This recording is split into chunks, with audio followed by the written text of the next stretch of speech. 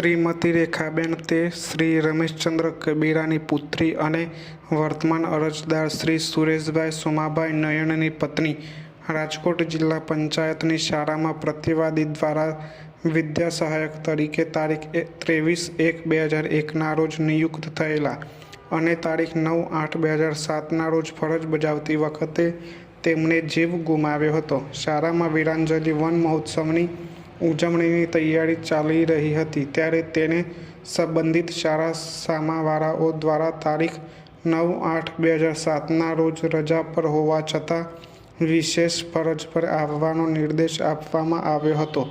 ત્યારે તે શાળામાં વીરાંજલિ વન મહોત્સવની તૈયારી માટે આવતી હતી. પકડો ત્યારે ભારે વરસાદ ચાલુ હતો અને શાળામાં આવવા જવાનો માત્ર એક જ રસ્તો હતો, જે પુલમાંથી પસાર થતો હતો. કમનસીબે તે પુલમાંથી પસાર થતી વખતે ઉક્ત વિદ્યા સહાયક શ્રીમતી રેખાબેન ડૂબી ગયા હતા અને તેનો મૃતદેહ 2 દિવસ પછી તારીખ 11/8/2007ના રોજ મળી આવ્યો હતો. તેણીના પોતાના પતિ વર્તમાન અરજદાર સુરેશભાઈ સોમાભાઈ નયન અને 2 સગીર બાળકો માલવિકા 19 વર્ષ અને પારસ 14 વર્ષને છોડીને મૃત્યુ પામી હતી તેવું રાજકોટ સિટીના તલાટી કમ મંત્રી શ્રી દ્વારા તારીખ 1/9/2007ના રોજ તૈયાર કરવામાં આવેલ રિપોર્ટમાં જણાવેલ છે.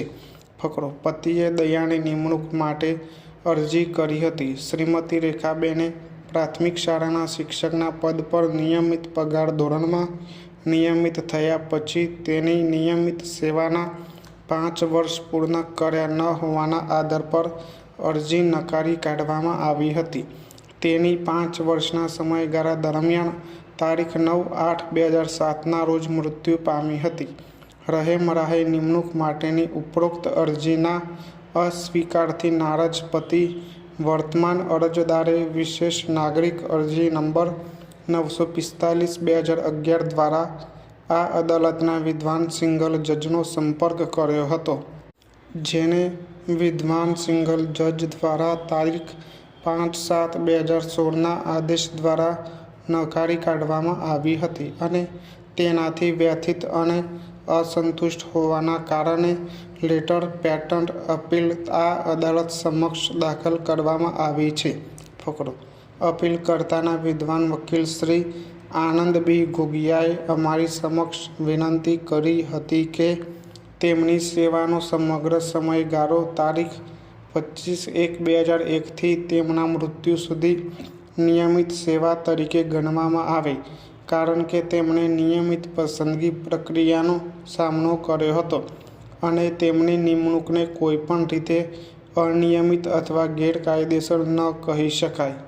તેમણે રજૂઆત કરી હતી કે પ્રતિવાદીઓએ આ બાબતમાં બિનજરૂરી રીતે નકારાત્મક અને મૌન વલણ અપનાવ્યું છે અને મૃતક સરકારી કર્મચારીના પરિવારની તરફેણમાં અનુકૂળ અને સહાનુભૂતિપૂર્ણ દ્રષ્ટિકોણ અપનાવવાને બદલે તેઓએ માત્ર અરજદાર પતિ શ્રી સુરેશભાઈ સોમાભાઈ નયનની દયાળુ નિમણૂકને ગેરકાયદેસર રીતે નકારી છે. ફરજ પર મૃત્યુ પામ્યા હોવા છતાં આ પરિવારને વળતરની કોઈ રકમ આપવામાં આવી નથી. સેવામાં મૃત્યુ પામેલા 3જા અને 4થા વર્ગના કર્મચારીશ્રીઓના આશ્રિત પરિવારને એકસામટી નાણાકીય સહાયની ચૂકવણી અંગે રાજ્ય સરકારના તારીખ 5/7/2011ના પરિપત્ર પર આધાર રાખ્યો હતો.